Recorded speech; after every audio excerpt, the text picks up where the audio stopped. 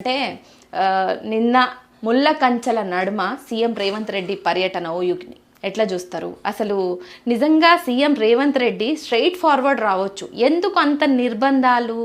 ఓయూని ఒక 4 రోజుల సందే వాళ్ళ హ్యాండ్ ఓవర్లకు తీసుకోవడం, అక్కడ ఎవ్వరు గొంతెత్తి మాట్లాడినా విద్యార్థులను కానీ నిరుద్యోగులను కానీ అరెస్ట్ చేయడాలు, ఇవన్నీ మనం చూసాం.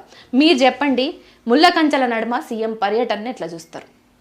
వాస్తవానికి ఆయన పెట్టుకున్నది కార్యకర్తల సమావేశం. అది ఫస్ట్ ఆ మీటింగ్ పోయే ప్రయత్నం చేయడం విద్యార్థులది తప్పు. విద్యార్థులు కానీ విద్యార్థి నాయకులు కానీ తప్పు. కేవలం వాళ్ళు వాళ్ళ కుటుంబ సభ్యులు వాళ్ళు మాత్రమే రావాలని వాళ్ళకు ఐడి కార్డులు కూడా ఇచ్చుకున్నారు, వీళ్ళే రావాలని చెప్పి. మీ మీటింగు ఆయన నేను చెప్పింది, మీ మీటింగ్ తర్వాత ఉంటుంది, డిసెంబర్ ఉంటుంది, మీతో ఉండే మీటింగ్ నేను పోలీసు వాళ్ళని గిరిసు వాళ్ళు ఎవరు రారు, ఇలా మీరు రావద్దని చెప్పేసి నేను పెట్టుకున్నా అని అన్నారు. నాకు చూస్తే కూడా నేను ఫోటోలలో వీడియోలో చూస్తే ఉస్మానియా వాళ్ళు నాకు ఎవరు కనవాలే. వాళ్ళ ప్రొఫెసర్ కోదండరామ్ ఉన్నాడు, వాళ్ళ పెద్ద కార్యకర్త బౌన్సరు, అద్దంకి దయాకర్ ఉన్నాడు, అద్దంకి దయాకర్ మిసెస్ను చూసిన. అటు పక్కన బల్మూరి వెంకట్ ఉన్నాడు, ప్రభుత్వ ముఖ్య సలహాదారుడు అయినటువంటి వేం నరేందర్ రెడ్డి ఉన్నాడు. ఇక పక్కన కార్పొరేటర్ అభ్యర్థులు వాళ్ళు పట్టుకొచ్చిన కొంతమంది విద్యార్థి కాని విద్యార్థులు వాళ్ళని తీసుకొచ్చి అక్కడ కూర్చోబెట్టాను. ఇక యూనివర్సిటీలో ఉన్న ఎన్ఎస్వేలు అంటే వాళ్ళకి పక్కగా వాళ్ళ మనుషులు అనుకున్న వాళ్ళను ఓ 10-15 మందికి ఉంటారు. అదంతా ఓవరాల్గా అది కాంగ్రెస్ పార్టీ కార్యకర్తల సమావేశం. ఆ సమావేశానికి ఉస్మానియా యూనివర్సిటీ విద్యార్థులుగా నాయకుడు పోవడం తప్పే కదా. కాబట్టి వాళ్ళ మీటింగ్ ఆయన పెట్టుకున్నాడు. ఉస్మానియా యూనివర్సిటీకి పోయినాము అని చెప్పుకోవడానికి వీళ్ళు ప్రాపగాండా చేసుకున్నారు. సో సీఎం రేవంత్ రెడ్డి రాకను కొంత అడ్డుకుందామను, ఆయనను కొంత ప్రశ్నిద్దామను, ఆయన పీసీసీగా ఉన్నప్పుడు ఇచ్చినటువంటి హామీలు లేకపోతే భరోసాని క్వశ్చన్ చేద్దామని అనుకున్నటువంటి విద్యార్థులను ముందుగానే అరెస్టులు చేసిండ్రు.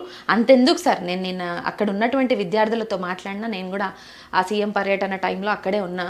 అక్కడ ఏమంటారంటే హాస్టల్లో మార్నింగ్ నుంచే కరెంటు బంద్ అంట, నీళ్ళ కుళాయిలు కూడా కంప్లీట్గా బంద్ అంటాను. సో ఎందుకు అంటే వాళ్ళను బయటికి రాకుండా నిర్బంధించడం కావచ్చు, గొంతెత్తి మాట్లాడే వాళ్ళను అరెస్టులు చేయడం కావచ్చు. అసలు ఓయూ సీఎం పర్యటనలో లేకపోతే నిన్న ఠాగూర్ ఆడిటోరియంలో జరిగినటువంటి మీటింగ్లో అసలు స్టూడెంట్స్ ఎవరూ లేకుండా జరిగినటువంటి మీటింగ్ని ఎట్లా చూస్తారు?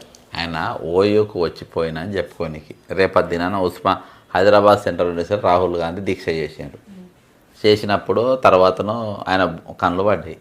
ఆ భూముల అమ్మకానికి పెట్టిండు, ముట్టకాయలు కొట్టిండ్రు. ఈరోజు మీరు విద్యార్థులు ఎన్నికల్లో ఇప్పించిన హామీలు 2 లక్షల ఉద్యోగాలు అది రేవంత్ రెడ్డి చెప్తిచ్చిందా? మీరు రేవంత్ రెడ్డి నమ్మకానే కదా ప్రియాంక గాంధీని రాహుల్ గాంధీని తీసుకొని వచ్చి నిరుద్యోగులతో మాటిచ్చిండ్రు.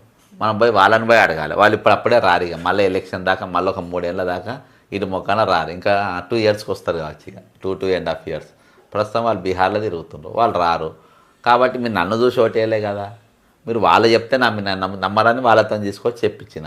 వాళ్ళు వచ్చినప్పుడు తర్వాత అడుక్కోండి అనే చందనంగా ఈరోజు ఈయన ఉన్నది. నిన్న జరిగిన సమావేశము 101% నేను కూడా అది విజ్ఞానుల మీటింగ్లా ఈ అజ్ఞాని పోయి వాళ్ళకు భాషనిస్తుండు అని చెప్పి నేను అనుకున్నా. కానీ అక్కడ కూర్చున్నోళ్ళు విజ్ఞానులు కాదు. నేను దాని మీద వీడియో కూడా చేసిన. విజ్ఞానులు ఎవరు ఉన్నారో చూస్తే విజ్ఞానులు ఎవరు కాలే, అజ్ఞానుల మీటింగ్ జరిగింది. అజ్ఞానులు ఇంకో అజ్ఞాని, వాళ్ళ పెద్ద అజ్ఞాని ఇచ్చిన భాషకు వీళ్ళు ఈ అజ్ఞానులు సప్పర్లు కొట్టుకుంటున్నారు. ప్రతి మాటకు సప్పర్లే కొట్టిండ్రు. ఈడి తంతాన సప్పర్లు కొట్టిండ్రు, ఈయన తలుపులే తిరగొట్టిన అయితే లాగి చెంపగొడతానన్న సప్పర్లే కొట్టిండ్రు.